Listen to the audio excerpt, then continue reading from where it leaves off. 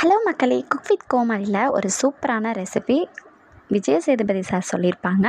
அது எப்படி இருக்குன்னு பார்க்கலாம். ரொம்ப டேஸ்ட்டாக இருந்துச்சு. கண்டிப்பாக ட்ரை பண்ணி பாருங்கள். இந்த காய் பிடிக்காதவங்க கூட ரொம்பவே விரும்பி சாப்பிடுவாங்க. வாங்க எப்படி செய்யலான்னு பார்க்கலாம். ஒரு 1/4 கிலோ அளவுக்கு பீன்ஸை இந்த மாதிரி பொடிசாக கட் பண்ணி எடுத்து வச்சுக்கோங்க. இப்போது ஒரு கடாய் அடுப்பில் வச்சுட்டு நல்லா ஹீட் ஆனதுக்கப்புறமா ட்ரை ரோஸ்ட் தான் பண்ண போகிறோம். ஒரு கப் அளவுக்கு வேர்க்கடலை எடுத்துக்கலாம்.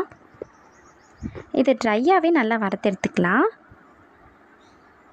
இப்போது காரத்துக்கு ஏற்ப வரமிளகாவும் சேர்த்துட்டு நல்லா வறுத்துக்கலாம். ரெண்டுமே நல்லா வறுபட்டதுக்கப்புறமா ஒரு கப் அளவுக்கு தேங்காய் துருவலும் சேர்த்துட்டு நல்லா வறுத்துக்கலாம். இப்போது அடுப்பை ஆஃப் பண்ணிக்கலாம். அந்த சூட்டிலே பார்த்திங்க அப்படின்னா தேங்காய் வறுபட்டுரும்.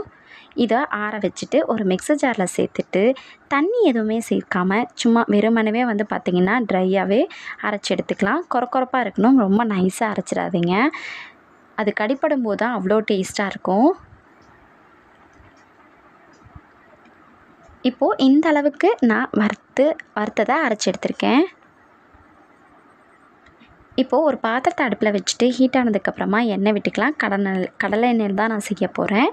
இப்போது கொஞ்சமாக கடலைப்பருப்பு, அதுக்கப்புறம் 1 ஸ்பூன் கடுகு, 1/2 ஸ்பூன் சீரகம் சேர்த்து பொரிய வச்சுக்கலாம். ரெண்டும் நல்லா பொரிஞ்சதுக்கப்புறமா ஒரு கொத்து கருவேப்பிலை சேர்த்துட்டு தாளிச்சிக்கலாம். இப்போது ஒரு வெங்காயம் எடுத்திருக்கேன். அதையும் கட் பண்ணிவிட்டு இதில் ஆட் பண்ணிக்கிறேன். வெங்காயம் நல்லா வதங்கினதுக்கப்புறமா கட் பண்ணி வச்சுருக்க பீன்ஸை ஆட் பண்ணிக்கலாம்.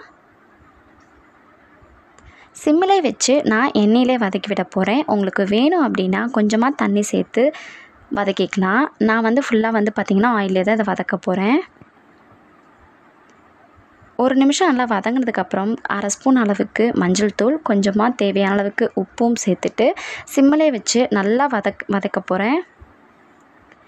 காய் நல்லா பார்த்திங்கன்னா ஓரளவுக்கு வதங்கி வந்துடணும். காய் நல்லா வதங்கி வந்ததுக்கப்புறமா நம்ம வறுத்து அரைச்சி வச்சுருக்க பொடியை இதில் ஆட் பண்ணிக்கலாம். இதை நல்லா பரட்டி நல்லா ட்ரையாக எடுத்துக்கோங்க.